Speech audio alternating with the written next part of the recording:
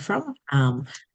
I'm surrounded by beautiful waratahs during this time of the year and beautiful jacarandas as well. So I love being on country. It's such a beautiful place to be. Um, I am a co-chair with Shannon, so I'm the youth co-chair. I don't feel super young sometimes. My back hurts a lot, but I promise, young people have a lot to share, and I'm super excited to be able to bring that voice and that experience as well to this role. I have a very open door policy, so if you ever have any questions, feel free to reach out. I am a chronic yapper, as you will realize. Today, I'm super, super, super excited that we get to kick off the first NPA seminar. But for those who are wondering what the National Policy Alliance is about, just to give you a quick brief, we are an organization. We are supported by Mine as an organization, and the intention of creating the NPA was to leverage all of the state, the local, the individual connections that all of you amazing people have at your levels, and bring it together to pull in resources to make sure we have a national voice, and to make sure that we can share our thoughts, opinions, and when we're doing a lot of feedback or collating data or writing papers, Shannon has the opportunity to make sure that, we have spoken to people who have the ground zero experience and we take it across the board, whether that's at a federal level or sometimes it's more targeted at something. And this allows us to make sure that, as a group that has so many demographics and so many labels, we do the best that we can with the resources that we get. And we honor people's voices, we honor their experiences as well. And we make sure that we provide people-based feedback and input when addressing the government as well. So as you can see, we want to make sure it's inclusive, it's representative, and it's grounded in lived experience and technology. So this year, when the NPA was launched in Feb 2025, it's already in November. Wow. We had some key agendas that came through. Excuse me. So the key priorities that the NPA discussed that were important for them to address, as you can see on the screen, were obviously racism in schools, which is racism is bad. How do we address it? What do we do about it? Understanding and approaching family violence and intergenerational conflict that is experienced, unpacking mental health and well-being, youth settlement in regional and metro areas, employment and economic growth for young people, education pathways for young people, and redefining youth leadership. So these were the key priority areas that were identified, which is why, based on these themes, we have kicked off these seminars. Today's topic is racism in schools. And the main idea is to get together all of our partners and to have conversations that we haven't had, to exchange solutions that could be beneficial for us across the board, and to make sure that everyone really understands that we're all in this together. It's a very difficult line of work sometimes, and it always gets easier when you have a really good colleague or friend next to you. So I hope this really helps everyone. So we've got quite a large role here. As you can see, we gather insights, there's the partnership element, there's the collaboration element, and the resource sharing element. Quite simply put, it is a group project, but with a very good group.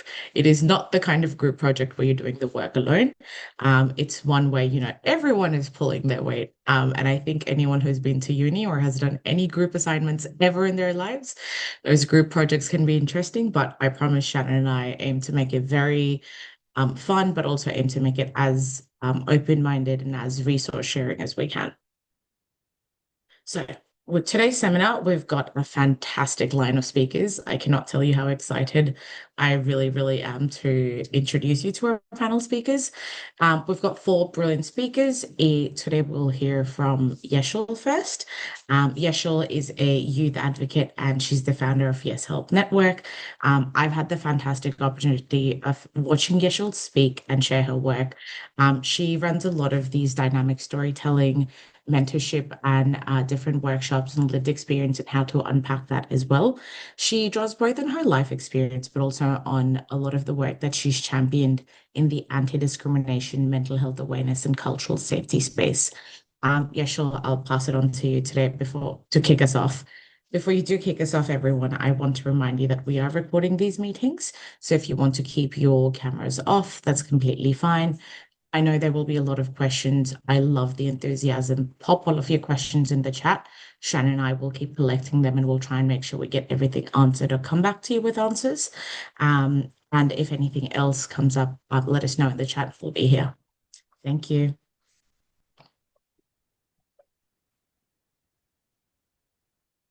Cool. Thank you, Nyonika.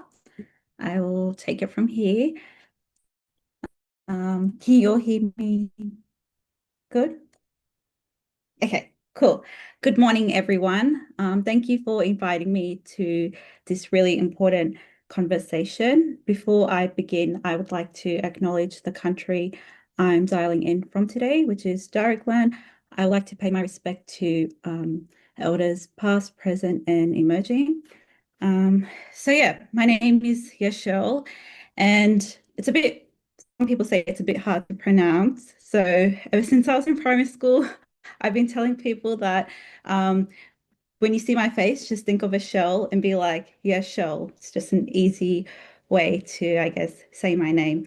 But my work in anti-racism, it is grounded in both lived and professional experience.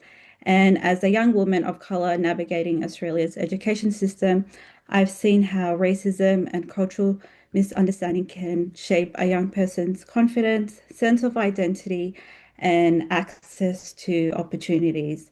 Um, Before we discuss what's happening in schools today, I would like to share a bit about of my own story and how I got into advocacy, because for me, this work, it didn't begin in a policy meeting.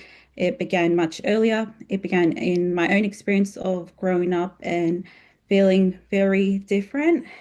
And I'm talking about very early years. Like I remember going to childcare centers and often wanting to shrink myself to fit in and wishing that my skin was a bit lighter. And so early on, I learned that being different wasn't always celebrated and at times being misunderstood, being left out, or feeling like I didn't belong was going to be the norm of my life. That kind of carried on in primary school, high school, and my siblings and I, we often felt disconnected from mainstream support services as well. So we've kind of went through rough periods of time growing up, and whether it was for school counseling or leadership programs or well-being programs, these spaces didn't quite reflect our cultural background or they didn't understand our family's lived experience. And when you walk into a room seeking support, but no one looks like you or understands where you're coming from, eventually you just stop showing up. And this disconnection, it has real consequences. It affects how young people engage with learning, how confident they feel, and how much they believe that they deserve support. Unfortunately, the lack of belonging is something many young people of color are still experiencing in classrooms today. And those experiences are what push me towards advocacy, and that's why I do this work. And I've seen the difference it makes when schools and system understand and when they fail to understand the reality of young people from culturally diverse backgrounds. When understanding is present, confidence grows, participation rates also rise, and the sense of belonging transforms completely. And so, yeah, this is what motivated me to become a youth advocate to ensure that young people feel seen, supported, and valued. And I've only really put myself out there a few years ago, but since then I've had roles and I've been part of youth advisory groups with Headspace, the Y New South Wales, and other local councils, and the Amazing Mind as well. And I've been able to lead workshops and discussions on identity, belonging, and through the community platform that I founded, I intend to create inclusive safe spaces for young people to come and for us to have conversations around sensitive topic and break the stigma and shame around stuff like mental health, domestic family violence, all in a culturally aware way. So yeah, so next I'll be talking about why belonging matters. And I feel like if we're going to talk about anti-racism, work in schools, it's important to talk about belonging because you can't learn where you don't feel you belong. And belonging shapes how students engage with learning, how they build relationships, and see themselves as value members of the community. And when a young person feels a strong sense of belonging, it supports their well-being, motivation, and academic success. However, similarly, when belonging is missing, whether that's due to discrimination, exclusion, bias, stereotyping, or racism, students' confidence, participation, and educational outcomes they decline. When students feel like they don't belong, they hesitate to seek help or support. They struggle to participate or recognize their own value in the community. And this impact, it extends far beyond school. It touches identity, opportunity, and the overall well-being. Some schools are making progress, but there still remains a significant gap. Racism continues to create barriers to belonging, and many young people remain silent because they don't feel safe expressing themselves. Um, Educators and staff members, they often lack the training and tools and confidence to embed belonging meaningful into everyday practice. And without deliberate attention, schools risk leaving students feeling unseen and unsupported. Next, I'll be talking about the challenges and what's not working. So there are several challenges that hold schools back from creating true belonging. This includes tokenistic diversity initiatives that focus more on the appearance rather than creating meaningful, sustainable change. So, like one-off events such as Harmony Day or Multicultural Day, even just the lack of culturally safe support systems, limited accountability structures, the fear of having uncomfortable conversations about race and identity. And another big challenge is just the emotional labor placed on students and youth advocates to speak up for themselves or behalf on someone else. It can be quite emotionally draining. And these barriers just show why centering belonging should be a core practice of schools. Um, Next is what works and the way we can move forward. So there's also strategies that create meaningful change. Belonging begins when young people feel seen, heard, and valued. And one way to do this is centering youth voices at every level of decision making and not just at consultation. So, like making sure that they're actively participating in shaping policies, program, and the school culture as well. Schools should build educators, they should invest in building the educators' confidence, cultural awareness, and capacity to connect with every student. Furthermore, accountability shouldn't just be limited to incident reports. It should be embedded in the everyday life and culture of schools. Last but not least, anti-racism and inclusion shouldn't just be a checkbox. There should be embedded daily practices supported by the whole school commitments rather than just one-off events. So yeah, my closing reflections would be that it's great that so much work is being done on this issue, and you will hear more by the incredible speakers who are yet to speak, but a national framework to support educators in preventing and addressing racism is crucial. And most importantly, a strong sense of belonging, ensuring that every young person, every student can see themselves, participate fully, and thrive academically, socially, and emotionally is very crucial as well. And as a youth advocate, my message is clear that schools and systems need to listen to, partner with, and empower young people. When we center belonging and youth voices, we're creating education that works for everyone and that nurtures confident, engaged, and valued students. So, yeah, thank you. Thank you so much, Michelle.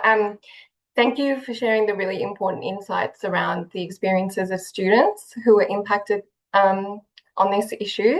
As practitioners, I think, we're often looking at some of the solutions and ways to address what's happening in schools, but, as always, it's really important to highlight the critical need to just constantly centre the experiences of young people, and provide spaces where they're able to do that in a way that they feel really supported and really heard and valued. So thank you. I'm sure we'll have lots of questions for you in the chat. So I'm looking forward to coming back at the Q&A to talk about that a little bit more. So I'd like to just introduce our next speaker. So we're very lucky to have Rati here with us.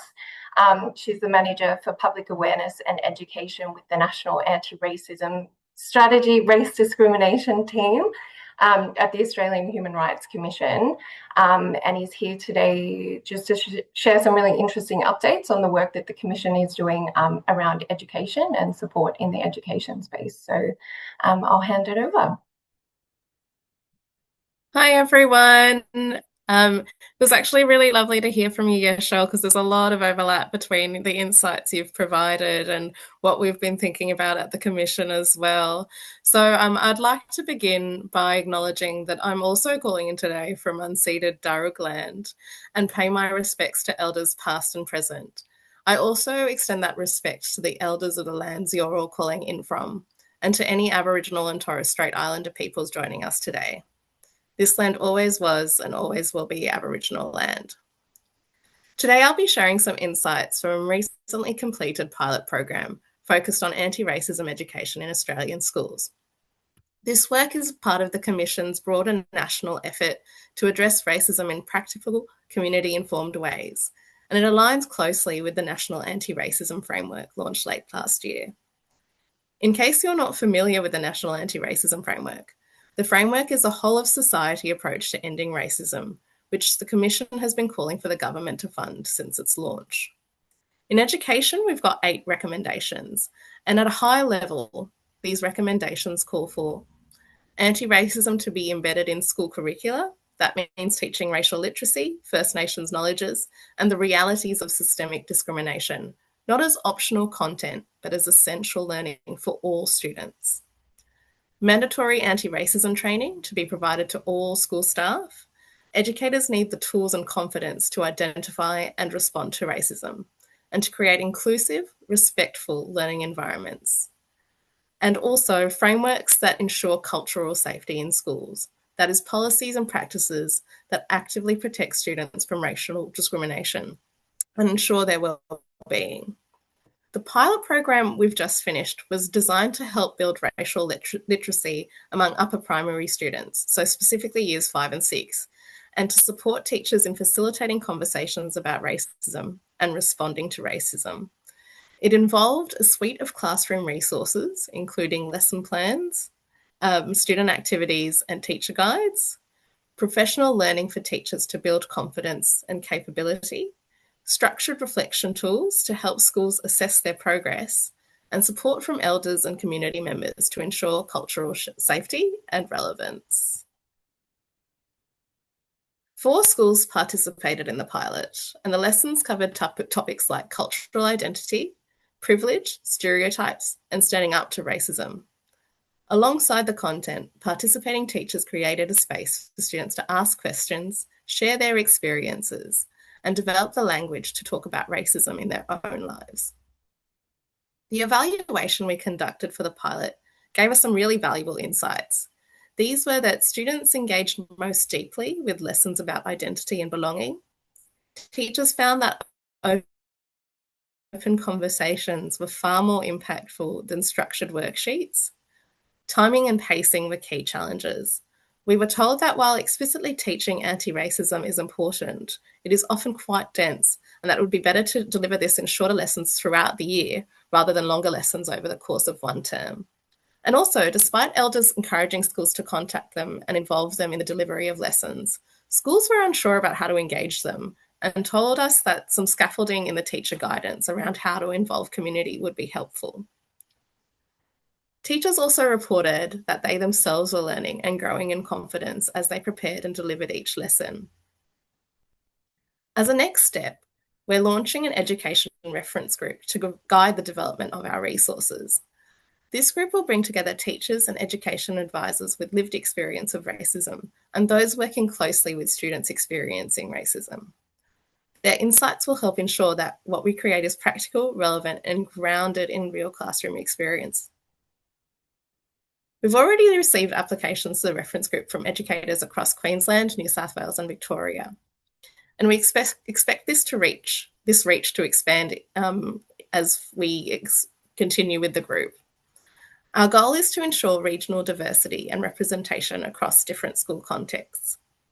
We've already received applications from academics and education advisors, including those working within departments, which will help us bridge policy, practice, and pedagogy. We're aiming to hold our first meeting in the new year. Our hope is that through implementing the insights we've learnt from our pilot and embedding the expertise of the Education Reference Group, our pilot resources will be ready to roll out nationally mid-next year. We will also be relying on the Education Reference Group to suggest future anti-racism projects to the Commission based on the needs of teachers and students. All of the efforts I've mentioned align closely with the National Anti-Racism Framework's recommendations for education, particularly around building racial literacy from an early age, embedding cultural safety in education settings, and centering lived experience. The National Anti-Racism Framework calls for coordinated, community-led action across sectors, and education is its cornerstone. Through this pilot and the reference group, we're helping to bring the framework to life by creating supports and guidance to build an environment where students feel safe, respected, and empowered to challenge racism whenever they encounter it. Thanks, everyone.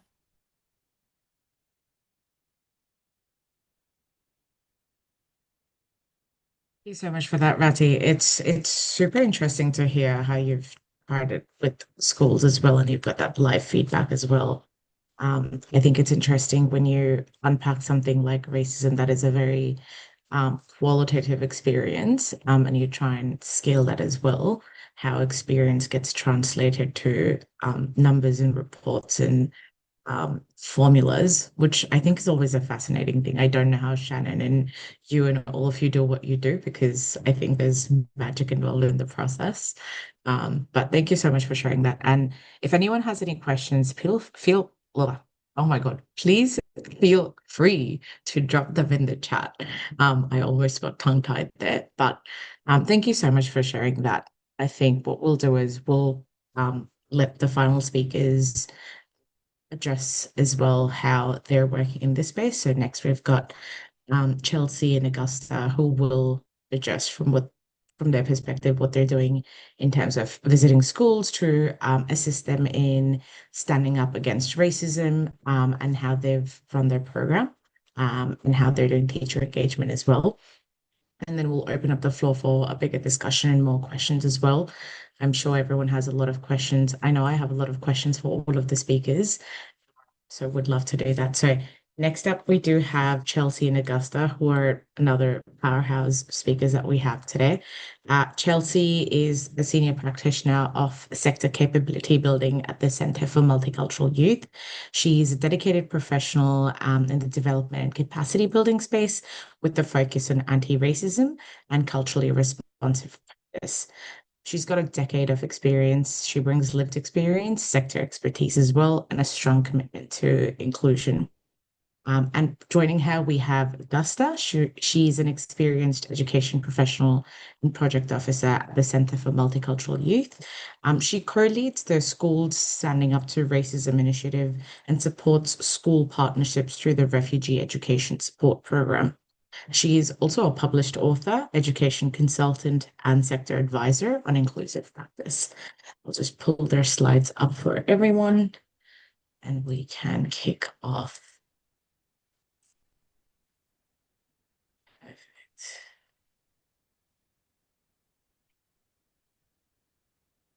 Please tell me that has worked for everyone.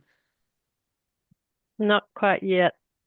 I think you have to click it onto the presentation version or something. Like we can see there's something that, yes, there we go. Lovely. Beautiful. Stage is all yours. Thanks very much, Nonika. Thanks for the other speakers. It's really good to hear, obviously, Yashal, from your personal experience and how that journey got to being in the advocate space, and also to hear from the Human Rights Commission about the pilot work, which reflects lots of the things we've been trying to do in schools standing up to racism. If you can click to the next slide, that would be great.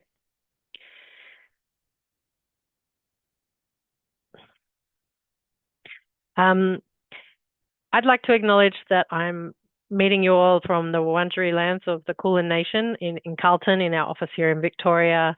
And thanks very much to the elders, past and present, for caring for the land, the sea and the air, and giving us this opportunity in this place to continue to do work in this area. Obviously, CMY comes from a multicultural young person's perspective, but we can't do anti-racism work without acknowledging colonisation, ongoing discrimination and racism that is felt by First Nations people across Australia, or what's now called Australia. So our perspective and consultation comes from young people from migrant and refugee backgrounds, but lots of the work we do is about obviously trying to stamp out racism everywhere so that it's not affecting any people from any backgrounds. Can you click onto the next slide, thanks. So just recently we developed this timeline, so we've felt like we're going to use it again in this presentation, make the most of it. So it kind of gives you a bit of an idea about how long we've been working in the space. In 2018, 2019, we worked with the Department of Education to build a bunch of resources that were information taken. Naonika, are you able to show the slides at full size? Because I think people aren't able to see our really exciting timeline.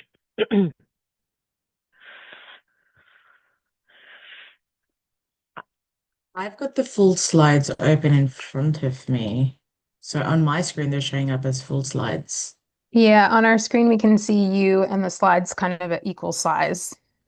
Okay, I Yeah. will reshare my screen again. Just So give me a good. moment. Thank you. No problem. I'll just keep chatting while you're doing that. So we worked with the Department of Education to develop a bunch of free resources. The resources come out from research from the Speak Out Against Racism survey, which was done in schools in New South Wales and Victoria with over 4,500 young people in primary school and secondary school, as well as their teachers.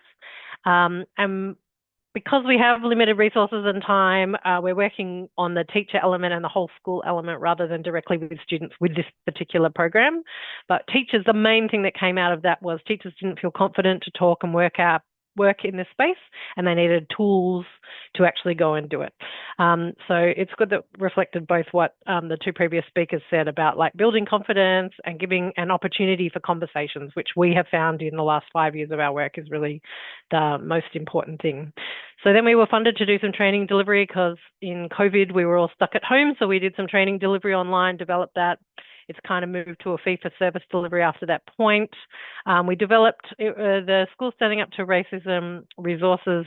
Originally were for like school leaders in high schools, but pretty quickly they wanted us to develop work that would be for the whole school staff. And so we developed like a culturally sustaining schools, which is a bit like culturally responsive practice, but very much set in a school setting with a lot of examples and experience from a school setting to help people bring them along aboard, understanding about identity and culture and those kind of things.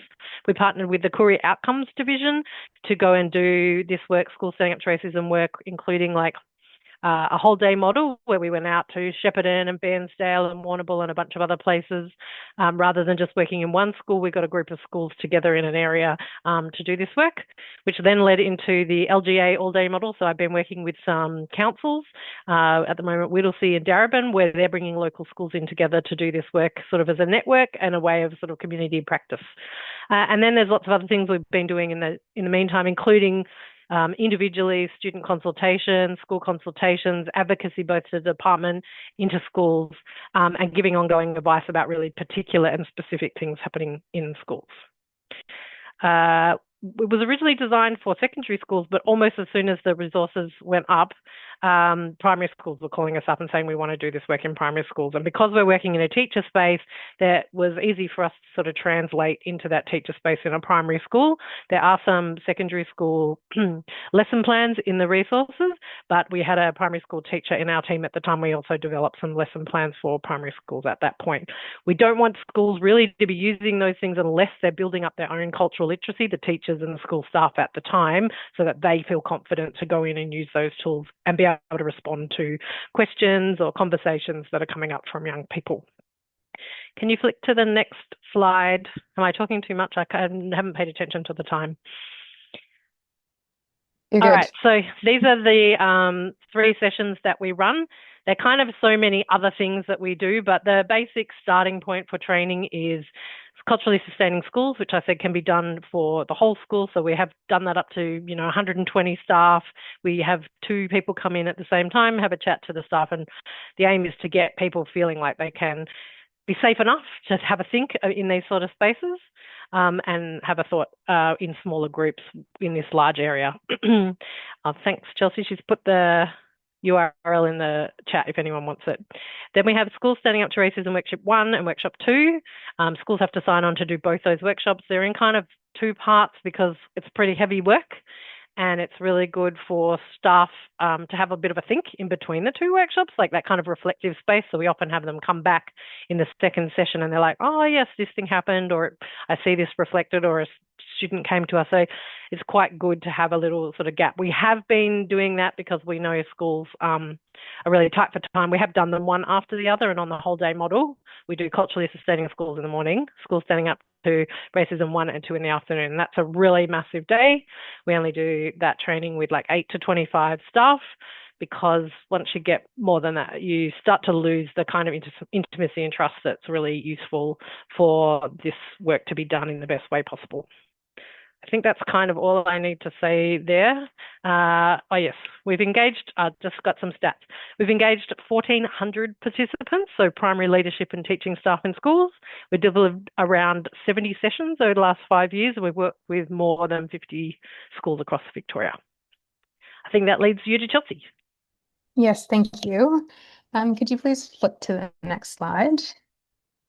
So as was mentioned in the introduction, I work alongside Augusta. We've been working together for about 5 years doing this work. And we just wanted to, I know we don't have a ton of time, and we usually are used to a luxurious full day, so we'll probably get cut off by Shannon and she'll tell us to wrap up. But really briefly, just wanted to talk about our approach to this work, because I think as we've gone and spoken to other people, it seems like a lot of the work in this space is focused on students, and we acknowledge that that's a really important part of anti-racism work in schools.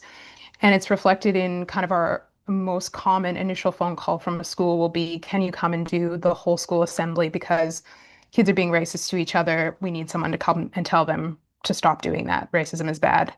And I think that if that worked, we probably wouldn't be here today having this conversation. It's much more complex than that. And so we're using this approach that you can kind of see on the slide here, which is really a whole school approach and a proactive approach. And so, as Augusta said, because we have limited resources and this work has been kind of funded in a very piecemeal way, we've focused on leadership because we feel that the systemic element of this work is sometimes not addressed.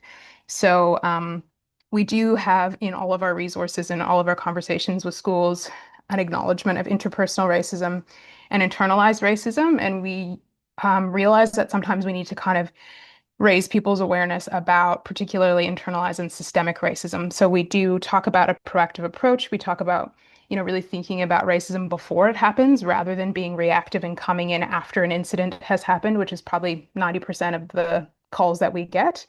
And really thinking about like, how do we embed anti-racist practice into a school? So not just not racist, like a passive approach of not being racist, but actually actively putting in place things at multiple levels to address racism before it happens.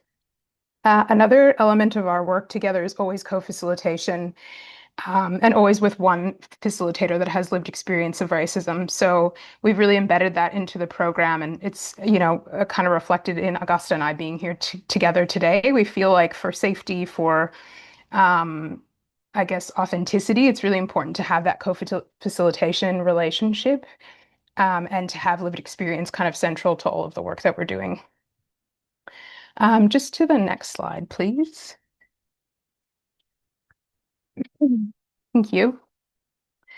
So this is going to be very high level and brief, but just to kind of highlight a few things that we've learned over the years.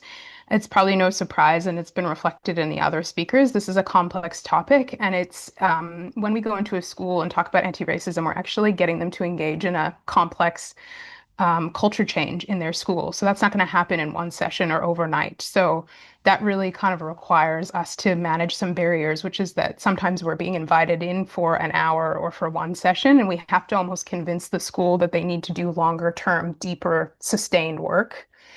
And I think, as I mentioned before, kind of recognizing internalized and systemic racism can be a bit of a challenge sometimes because there's a real central focus on interpersonal racism, particularly between students, and getting staff and leadership to recognize that they are also a part of this process can be challenging and quite confronting, I think, for some staff as well. And just a general under-resourcing of schools, especially post-COVID, there's, lots happening, lots of competing priorities, and this sometimes feels like an extra piece of work that they have to do. So we really try to highlight that this can be embedded in their work and kind of reflective of their already existing principles as a school or their mission as a school. Kind of as was mentioned by Rafi, we know that there's federal and statewide strategies and frameworks that have been recently released, and there's a real kind of public conversation about racism happening that wasn't happening before. So I think that's actually an opportunity for us to expand this work. We have a really strong relationship with the Victorian Department of Education, who has kind of funded us intermittently and worked alongside us. And I think that's really a key into a lot of spaces that we've been able to work successfully through. And also, Augusta's team has been operating the um, refugee education support program for about 12 years. So that's also allowed us to kind of leverage existing relationships with schools to build trust and kind of allow us to enter into that, into that relationship with them. And then I guess finally, we just have more data collection opportunities now that will help us gain evidence that will then kind of allow us to continue to advocate for more funding and to continue to do this work. So yeah, I think that's maybe one other thing I just really quickly mention is that in this year, we have an anti-racism policy for schools that was just released in Victoria. So we're mindful of that and trying to think about how we can align the resources to reflect the new policy. So that's probably the last point I'll make. Yeah, so looking forward to Q&A. Please throw in the chat if you have any questions, and please reach out to us if you want to collaborate or if you have any questions. This is Victoria specific, but we have done information sessions and had conversations interstate with other stakeholders as well. So feel free to reach out if you, want to chat. Thank you. Awesome. Thank you so much for that. That was amazing. I honestly love the diversity of work that everyone has shared and the diversity of experience that everyone has on the panel as well. But you can see the strong sense of overlap that comes back to the main theme. You've had Yeshul speak about her lived experience, but also the necessity for educators to have the confidence in supporting young people who experience this as well, and in intervening in making sure that, young people are pulled out of those very problematic situations, given an opportunity to be themselves, to feel confident, to feel seen. You've seen Rati talk about her work and address the fact that, these frameworks give educators the confidence to intervene, to interject, and to create change, to address racism in schools, and to not take a one size fits all model, but also to adopt and change things based on what an individual school or a classroom might need. And you've seen Chelsea and Augusta's work apply that in a more specific context, to understand and address how these different things have an impact, how racism is not just a simple blanket term, but there are different types of racism that people experience, how it affects their education, their quality of life, their confidence, and everything as well. So thank you so much to all of the speakers for tying that together, and pulling us in. Did anyone have any questions that they wanted to kick us off with, before Shannon and I open the floor up to more questions, with any burning thoughts, comments people had?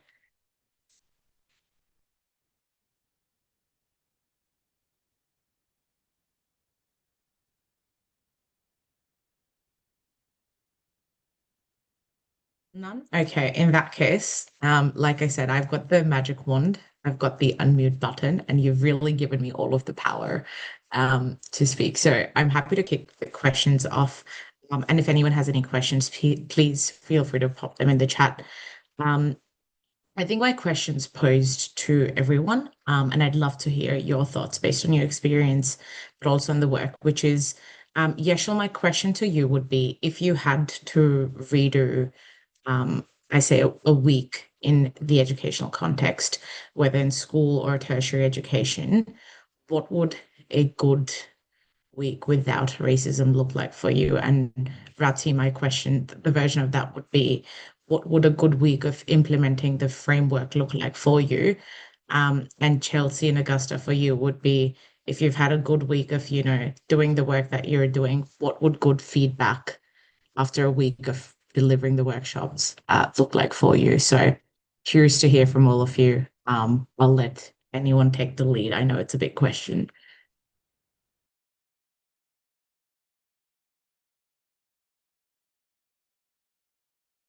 A really good.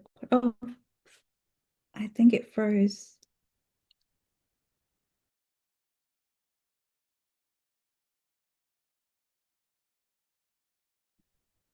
Sorry, I think it froze for a while, but can you guys hear me now? Oh, that's a really good question. Um, I think a good week would look like,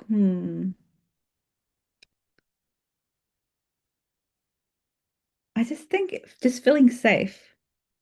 Yeah, like when like one of the incidents of racism that I experienced was seeking out counseling within school and just like not feeling connected or feeling that my experiences or the cultural context that I was bringing was respected.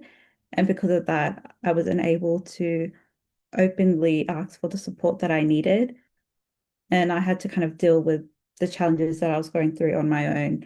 And I think a perfect week would just being able, knowing that there's a safe space that I can go to where there would be an effort being made to be understood and to be valued of my of what I'm saying and what I'm bringing to the conversation. So I think just feeling empowered, safe, seen, valued, that would look like a ideal week. Thank you. I'll open it up to Chelsea, Augusta, Rati. I'm happy to jump in. So in terms of the week of what, like framework implementation, successful framework implementation would look like, I think Chelsea and Augusta really hit the nail on the head with the sort of systemic racism and the lack of understanding there. I think often when schools approach us, they will sort of, identify that racism is a problem, interpersonal racism is a problem amongst students, but they won't necessarily question how they might be enabling it as an institution without, without providing the supports to teachers or the guidance or having clear reporting pathways or collecting data systematically. Without those things in place, and if they're not ready to sort of have that conversation, then really any sort of solution is going to be pretty surface level. And in terms of solutions as well, it would be great if schools started to see community and lived experience as a really central part of the solution.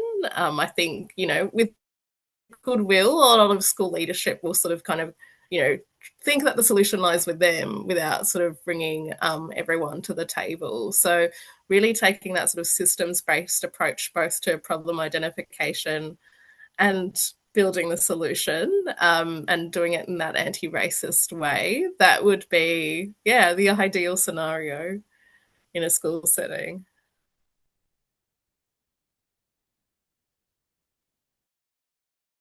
Yeah, Augusta, feel free to jump in. I guess I'm struggling to think about a week, but maybe if I think about after like a good session, sometimes it's really people acknowledging that they almost know less after the session, because sometimes it's like cracking through that initial conversation of like, this is a really big, complex thing, and it's not going to be fixed by the end of this 2 hours or this day or whatever that looks like. So I think with a lot of our work, it's almost getting people to realize what they don't know, because in that place of kind of like humility is where I see people really grow and reflect on themselves and kind of the place or the role that they play in whether it's culturally responsive practice or anti-racism. There's like this self-reflection piece that's sometimes hard to get people in the right mindset, I guess, to manage or deal with. So anytime people leave feeling like, oh my God, we have so much work to do, to me, that's like, okay, people are like on the right track. They're thinking about what to do next and they're thinking, um, yeah, I think in an open-minded way. And I think that's a really critical part of a lot of this work. I don't know what you think, Augusta.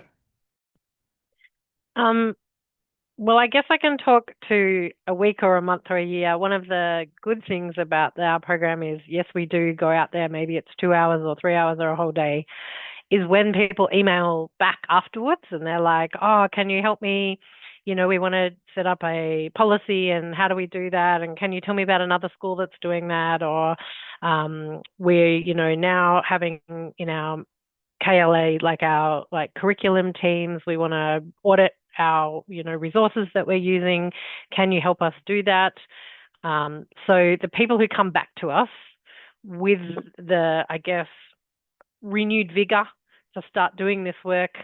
And we're not funded to do these phone answering in this email, but when people do that, it's like, well, of course, I come to you with anything I can do. Like I'll come to your parent meeting and I'll come and sit at your school council and, give me a call up and I'll link you in with another school that we've been working with for longer. So that's sort of a good thing. Like we know that it's slow, but if people reach out to us, we will do our darndest, and it's really exciting when they feel like they trust us, they come to us, and we can help them work through the journey, because all schools are coming to us from a different point. Schools work similarly, but they also work very differently. So that's kind of a fun thing about it. Thank you. Thank you for sharing that.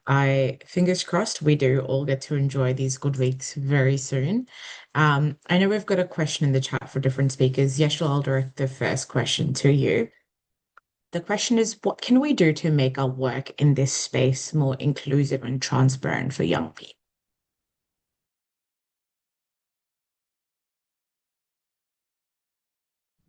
Can I have some time to think about it?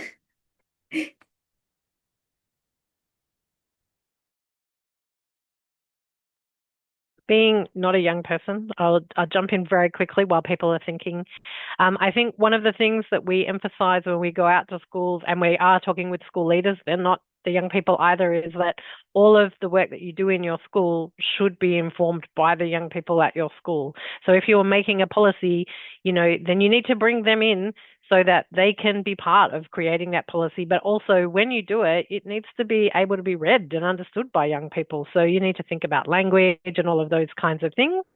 Part of the new policy from the Department of Education in Victoria says that you need to let families and communities know that this is the work that you are doing, that this policy now has come in and you're trying to do this work in schools, so that parents and families feel like they can come to you and say, this thing happened, I can trust you, or, let me in and to help this work or whatever. So like being transparent is part of some of the work that the department is expecting schools to do. So we've even been talking with primary schools saying, if you're going to run a primary school policy, do your young people know where it is? Can they read it? Do they know what it means on the ground? And if we've got grade 3s and 4s and 5s and 6s, you still need to make them aware that these things exist for them. I'll just add as well, I think that question around young people and inclusivity and transparency is a really interesting one, because to me it sort of feeds into that broader question around co-design and how people interpret co-design and whether it's meaningful, or if it's just, co-design but actually sort of surface level consultation, or if people are actually sharing decision-making power or handing over decision-making power. And, ideally, if you are getting young people involved and they're, building a policy, for example, for a school setting, they would have some decision-making capacity around, what finally is in that policy and what it looks like at the end. So, yeah.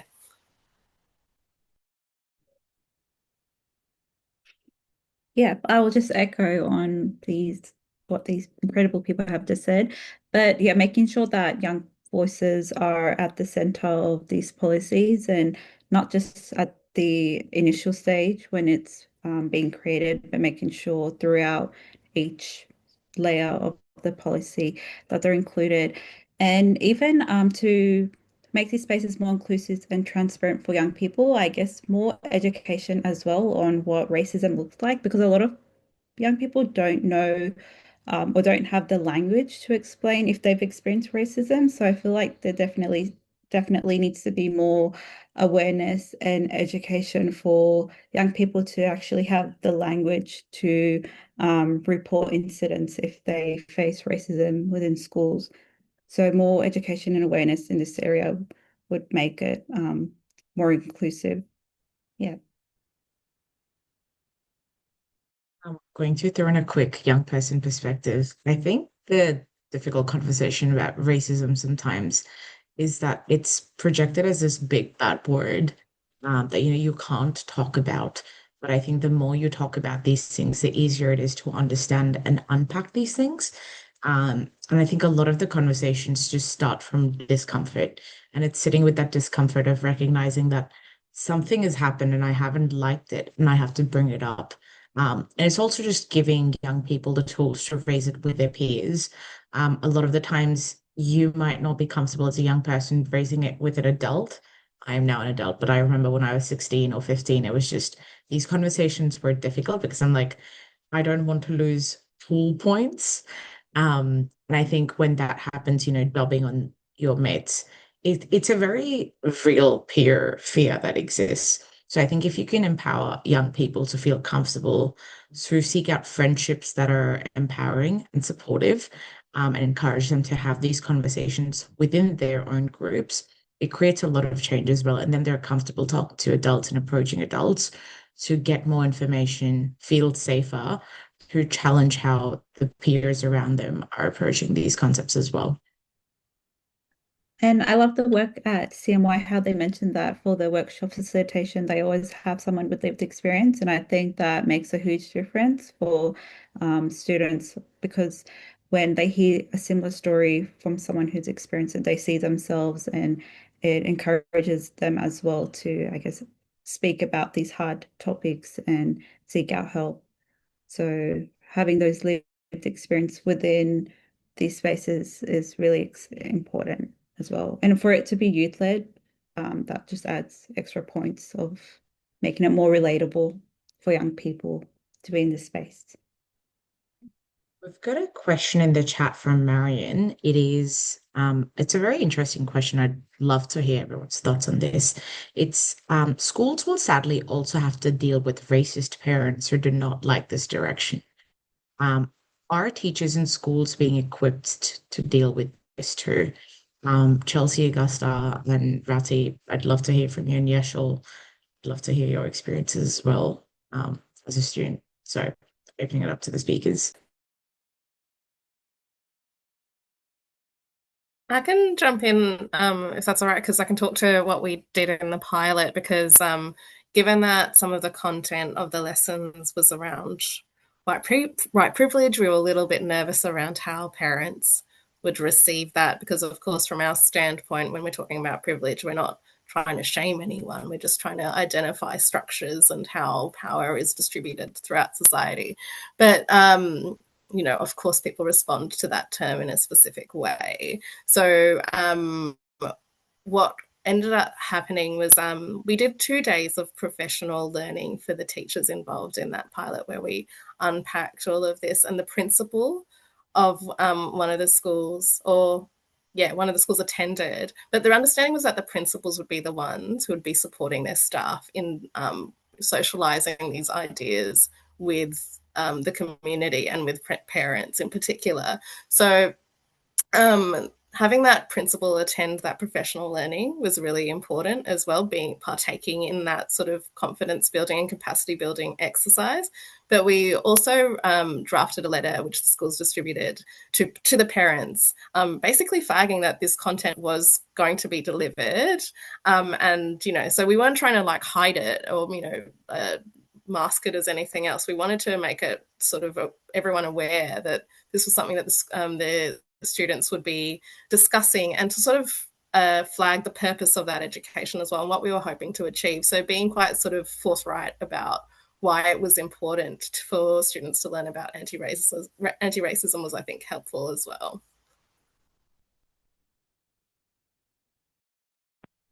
I don't know if this is a good time for me to jump in. Oh, I feel like I'm in a really echoey room. Am I really echoey to everyone? It is definitely a thing that comes up from schools, and they say, well, what can we do about values at home or learnings that are different at home? How can we make that work? I guess there's no perfect way to do it, but yes, letting parents and family and communities know that the work is happening before it happens, and providing like forums and opportunities to have a chat about it in that space. I guess a lot of our work is that schools know their cohorts in a way that we don't when we come in, you know, from wherever, and we're there for a short period of time. So we want to upskill them to be able to do that. And so a lot of that is sort of that confidence building, and we do quite a lot of sort of case study and practice conversations. So part of the resources talk about how do we facilitate conversations about racism, and that might be amongst your peers, or it might be with a teacher and a student, or, you know, a principal or a teacher with parents. How do you get confident? And part of that, like we were talking before, is about getting a shared language and understanding. So what are the different forms of racism, and what does that look like, and all of those kinds of things. But having the confidence and, I guess, data or whatever else to back up what you're saying will bring a bunch of people on board. It is a heightened emotional and political subject for many people, for many schools, and that's why they haven't talked about it necessarily in the past. So being aware of that and laying that out is important as well. We would like to do more work in upskilling schools to, say, run community forums or parent forums, or, you know, about that, because I think it is really important. But we're, you know, limited in funding and time at the moment. But I think that is work that we would really like to be doing more as a part of a support for that sort of whole of school program.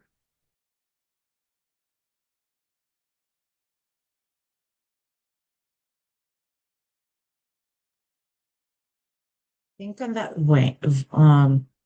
vein, we've also got another question from Sarah in the chat, which is, when senior executives in schools are reluctant to start conversations about racism, how did you encourage them to take that first step, and what starting initiatives worked best?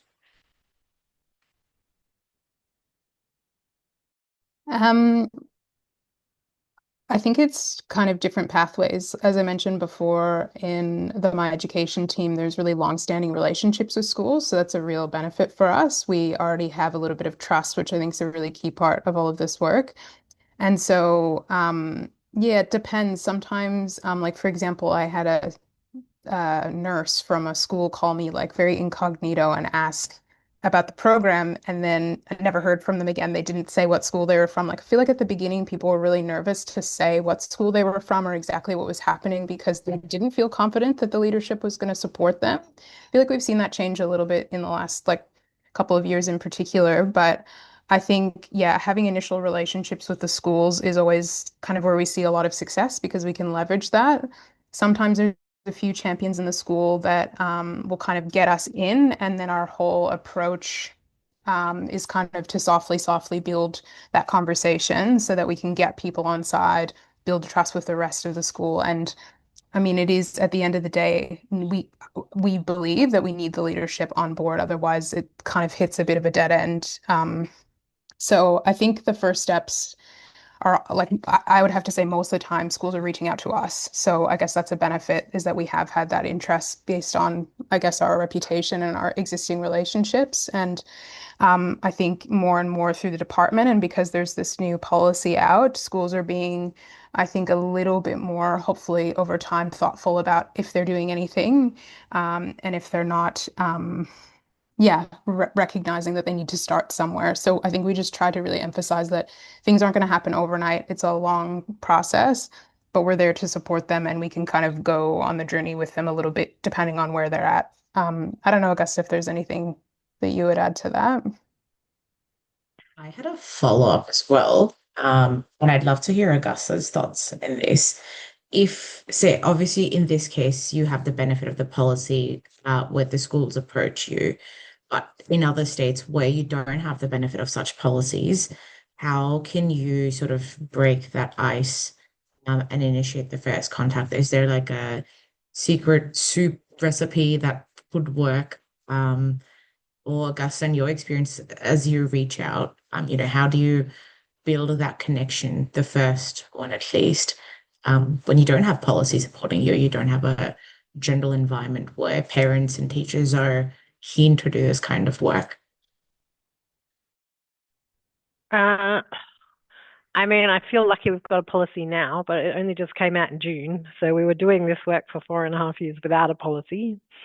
And a lot of our work that we did with the department was advocating that a policy is not a silver bullet or anything, or a framework's not a silver bullet. But if there's some kind of thing saying you have to do this work, then it will bring some people along that wouldn't have been brought along in other ways. I think it's the same with convincing anyone about anything. There are many different ways you have to convince people. So there's some people, and particularly in schools, are data driven. So now that in Victoria and New South Wales as well, they're collecting student data about experiences of racism. So we have a thing called the Attitudes to the School Survey in Victoria. And in the last 2 years, they've directly asked for data from students' experiences of racism. So the more data we get, the better we can bring some people on board who may not have been brought on board just because we shouldn't have racism. I think that so data will bring some people, trust will bring some people, making it as easy as possible for people. So that's, I know teachers are, I'm a teacher trained, so I think that me going into schools and being really understanding of what the school system looks like and the challenges for teachers and or, school staff or support staff makes a big difference. So I think Chelsea has acknowledged that was a difference when we go into schools, is like, if we can speak school language, the acronyms or the education terms or this can fit into your whatever, and really be able to say it's this thing and it fits in here, rather than someone having to go, oh, where do I put this and how do I do this or whatever. That is also a helpful thing, I think. So that works with someone who you've never met before, because you have an implicit kind of understanding about that system, which helps, I think. But do you think, Chelsea? Definitely. I mean, I think there's inroads if you're not a teacher, but I think it's helpful to try and seek out that kind of context of the education system so that it builds a little bit of legitimacy, especially if you're in a convincing, you have to convince somebody of something that can help. But I agree, like storytelling, data, it's all going to depend on who your audience is. And, as Yashal's pointed out, lived experience and hearing from young people, both for students, but also for staff, is really important to kind of have in the mix as well. So I think a combination of things and coming at it from different angles and really kind of reading your audience. If you go in hard at the beginning with, concepts that are going to be controversial for people when you already know that they're not on side, that's going to not be your best first step. You kind of sometimes need to have a tailored approach depending on who you're talking to and kind of what they're ready for. So I think that's a part of the nuance of it, is trying to figure those things out. Before you kind of run your session or you do your intervention.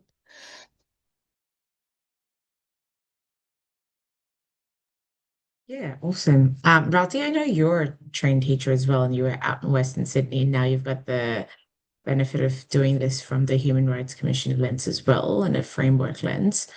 Um, do you have any insights on this, which is how would you approach I schools that are mean, hesitant? yeah, it's largely just echoing Chelsea and Augusta. So in New South Wales, for example, it's the PDHPE curriculum that most aligns with anti-racism work. So we've been leveraging that, and that means that the rest lessons are often structured in a particular way and delivered in a particular way, because in terms of planning out a week, for example, in a teacher sort of program, primarily their week is dedicated toward numeracy and literacy, so English and maths.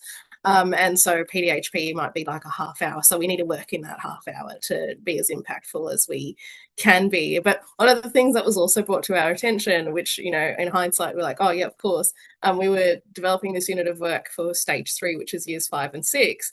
But we didn't separate it out into years 5 and year 6. So essentially the year 5s would be repeating the same content again in year 6. So those sort of pragmatic things to consider, just to make things easier so that teachers can pick it up and go, okay, I know how I can fit this in, that's going to be then if they are the ones, for example, advocating for this work to their sort of decision maker, their principal, then it's going to be a far easier sell.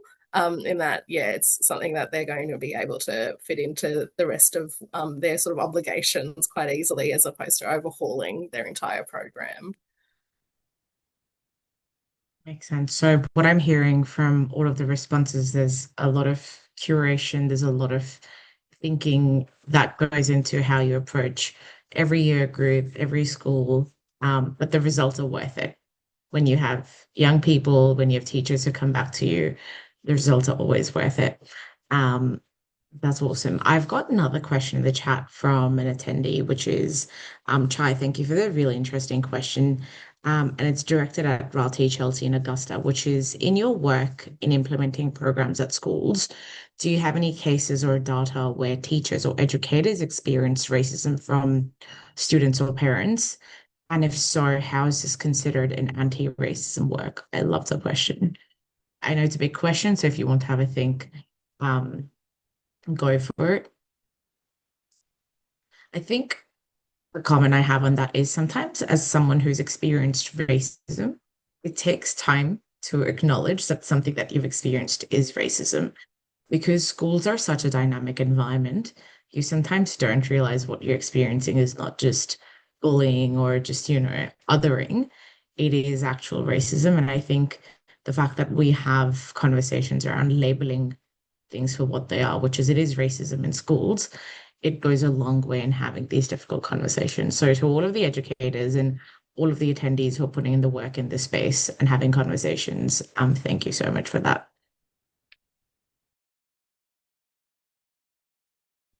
I'm happy to start here. It's definitely something that comes up in our conversations. It's definitely something we directly talk about when we are working with a cohort of, senior leadership in a school. For sure, there are people of color and different backgrounds in that room. And when we ask people to share with us, people are telling us like stories about their racism that they've experienced. I think one, we try and have a conversation that makes it a productive conversation for the whole space. So it's about being able to be confident or comfortable enough to share a lived experience story that then we can, I guess, go up to higher level. What's the learning from this? What can we take away from this that will make, one, we're acknowledging that it might be happening in amongst staff or student to staff, and it's definitely something that we talk about. There's not specifically in school standing up to racism resources about that, but facilitating conversations about racism of whatever type or from whoever is really the massive focus of the work that we're doing. So obviously there's like reporting situations in schools now, like requirements. There's, we also know about obviously external reporting opportunities. So either direct to the Human Rights Commission or we have a community initiative here in Victoria called the Anti-Racism Network, which I'm part of in the north of Victoria. There's one in the west and one in the southeast where communities can report, and teachers should be able to use those things if they didn't feel comfortable. You can report to direct to the department, so you don't have to report to your school. But the community network said that people wanted somewhere that was safe and comfortable and within their community to be able to report because they didn't necessarily feel... Sorry, I've got people just coming into the room at this second. So, being able to acknowledge it and talk about it, to validate that that's happening, to talk about, a lot of that is education. So we know that students, we just talked about them, they don't necessarily know that they're being racist or that the way they're saying it is perceived or felt in that way. So it is really trying to come in early and build language, build understanding, build a greater understanding of the impacts that it will be having on teachers or other people around them is really important as well.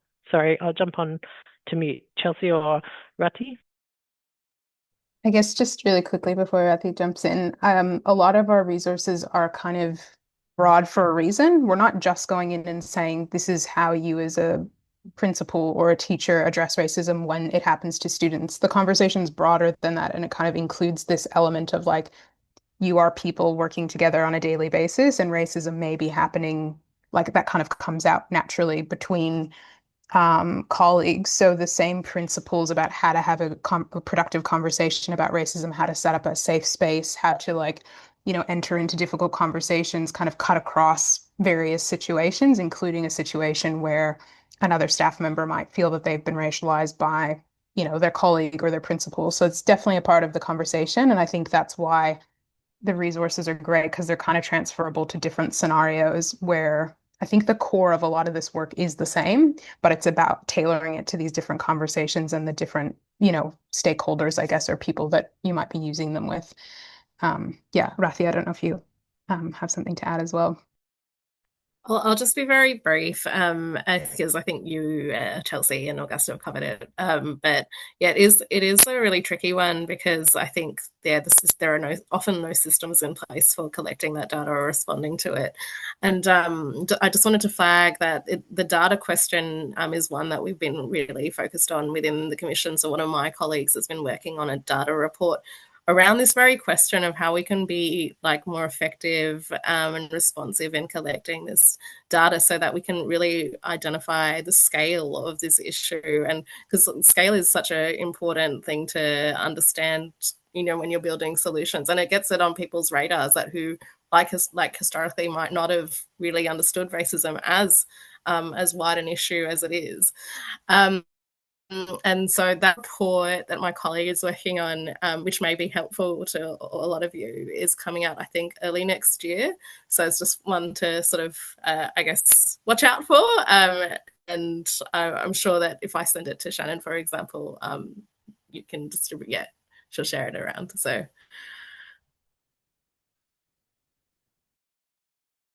Thank you so much, and thank you so much, Augusta, for being there.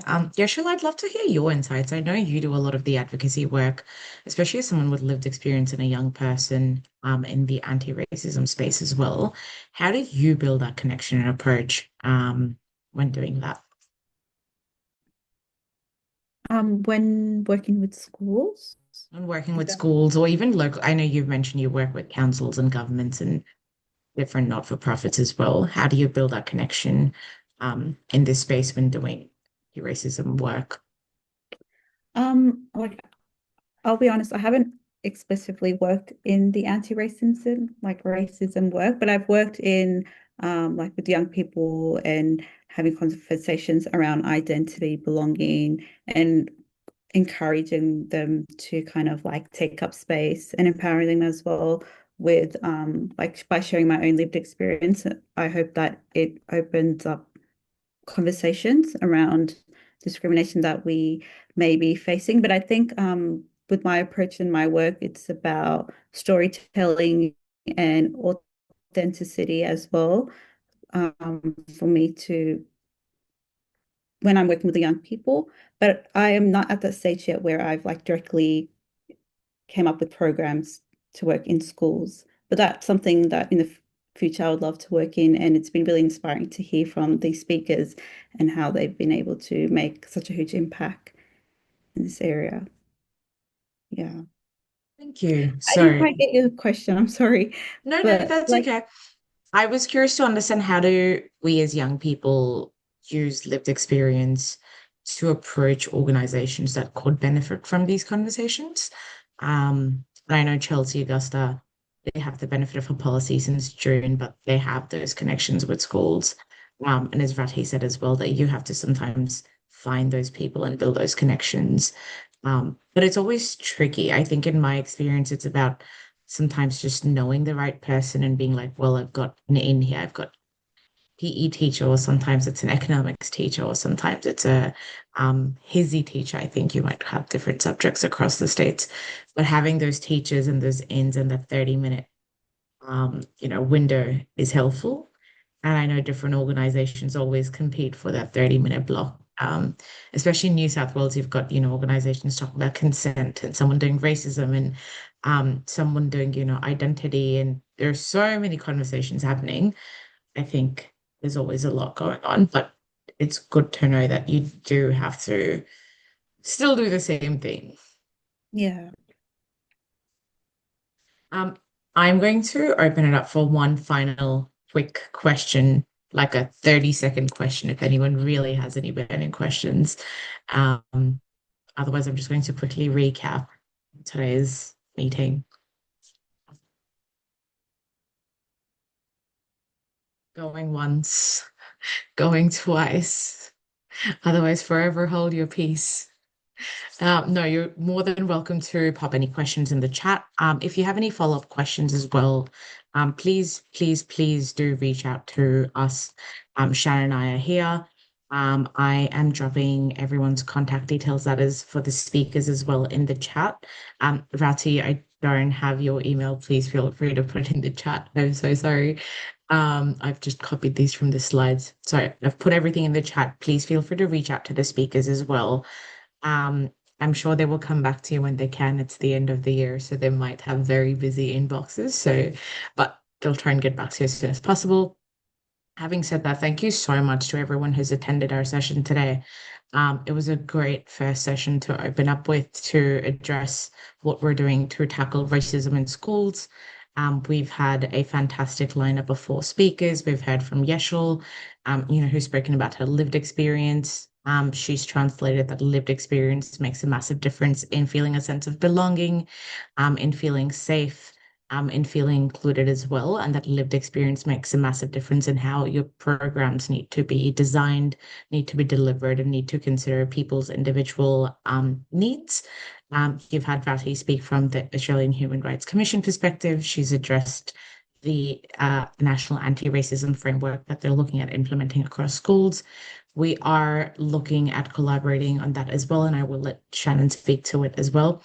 But Rati's covered how a framework really helps people approach things with a more targeted perspective.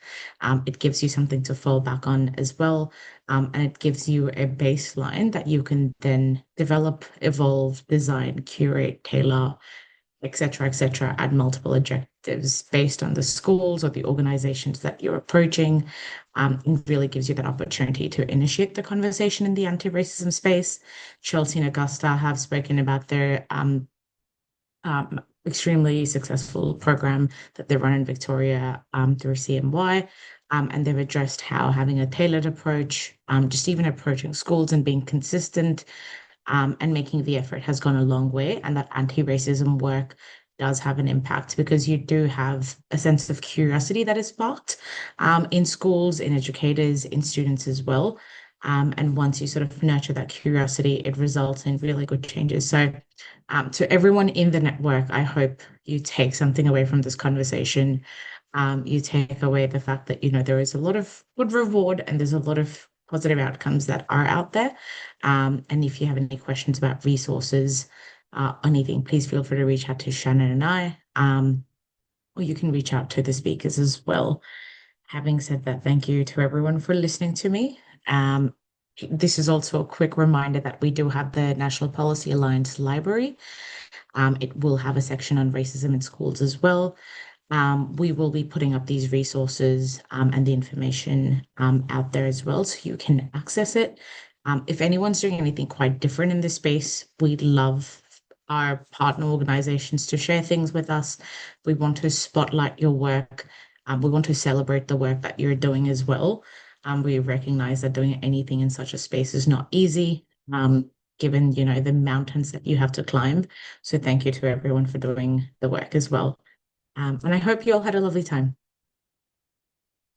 Thank you, everyone. Thanks, everyone.